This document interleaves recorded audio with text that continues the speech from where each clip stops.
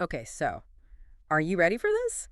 We're diving into the secrets of my successful retirement. I am. It's quite the read. Right. This isn't like your typical financial planning guide. It's way more personal. Yeah, it's like he's right there with you, telling you his own opinions and whatnot. Exactly. It's refreshing. Hmm. And he doesn't hold back either. Like he jumps right into this whole idea of being selfish in retirement. Yeah, that definitely caught my eye too. I think everyone listening is probably like, wait, what? Uh-huh. Right. But he's not talking about being like greedy No, not at all. or inconsiderate. Yeah. It's more about aligning your time and resources with what you actually value most. Like he talks about how he was denying himself small pleasures, like a nice bottle of wine because he thought it was frivolous or something. And then he was like, wait, why am I cutting this out?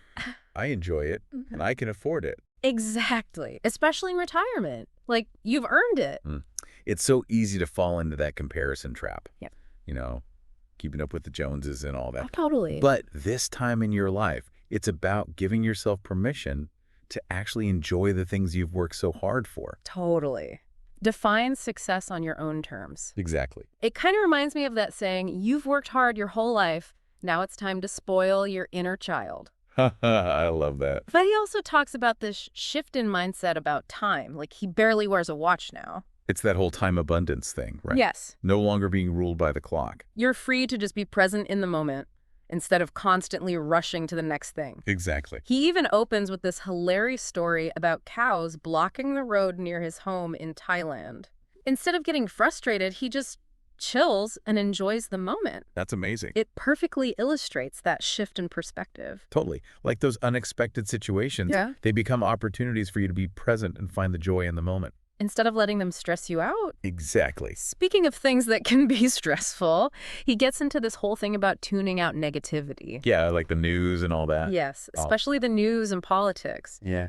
He feels like a lot of it doesn't really impact his day-to-day life in Thailand. I can see that. And it's not that he's advocating for ignorance or anything. It's more about being mindful of what you allow into your mind. Curating your information intake. Exactly. It's like being mindful of what you eat, you know? Yeah. Like junk food can harm your physical health. And a constant stream of negativity can really impact your mental well-being. Mm-hmm.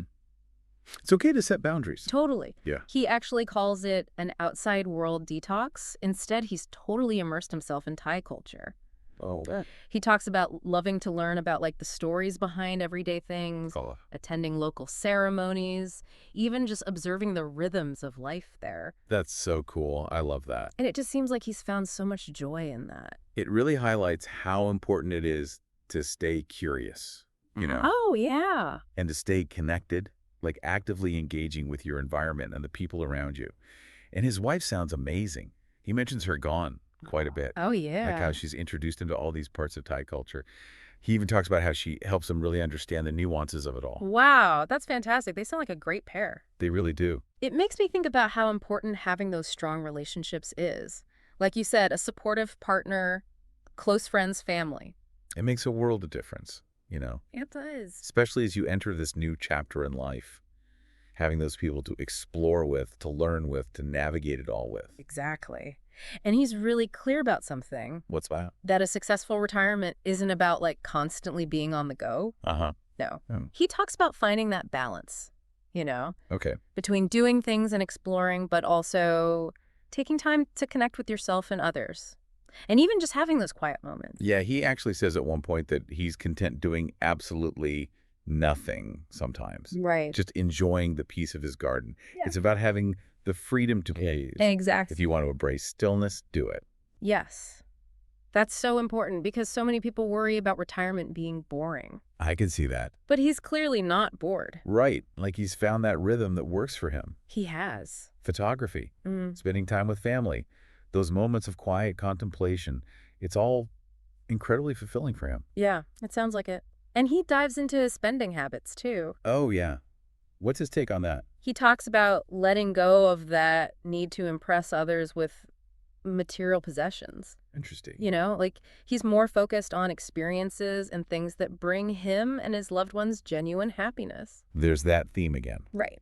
Defining success on your own terms. Exactly. He's basically saying that true wealth isn't about how much money you have. It's about how rich your experiences are, how strong your relationships are, and your overall sense of well-being. Yeah, and his home environment seems to play a big role in that too. Really? He talks about creating this really calm, clean, and beautiful space, I like that. like a sanctuary, Oh, I love that. you know? It makes sense though, right? Our environment has such a huge impact on our mental state.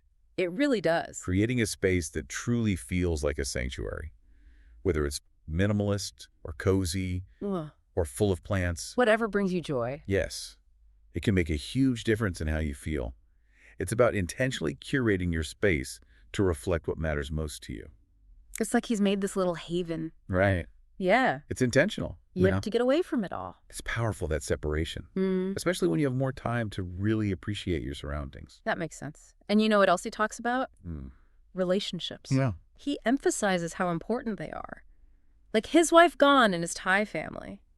He puts so much value on those connections. He really does. Yeah, And it makes you think, it right? does. Like, yeah, finances are important and checking things off your bucket list, that's all well and good. Sure. But when it comes down to it, it's about connection. Yeah. It's about belonging. Having those people to share those experiences with. I mean, you can just tell those relationships are everything to him. You really are. It's like what we were saying earlier How about how important those strong relationships are. You know, a supportive partner, friends, family. It makes a world of difference. It does. No matter how you see your retirement going, like no matter what you picture, cultivating those relationships, it's key. It's a foundation. Exactly. Well, this has been great. I feel like this whole thing has given me a lot to think about. Yeah. Me too. It's really interesting. It's not just about like a checklist of things to do before you retire. It's No. so much more about your mindset, about this time in your life. It's about owning it, you know, Yes, and enjoying it. on your own terms. Exactly. Well, for everyone listening, what's one thing you can change, even today, to get closer to that vision you have of a really fulfilling and successful retirement? That's a great question to leave people with because it's never too early to start building that life you want. Exactly.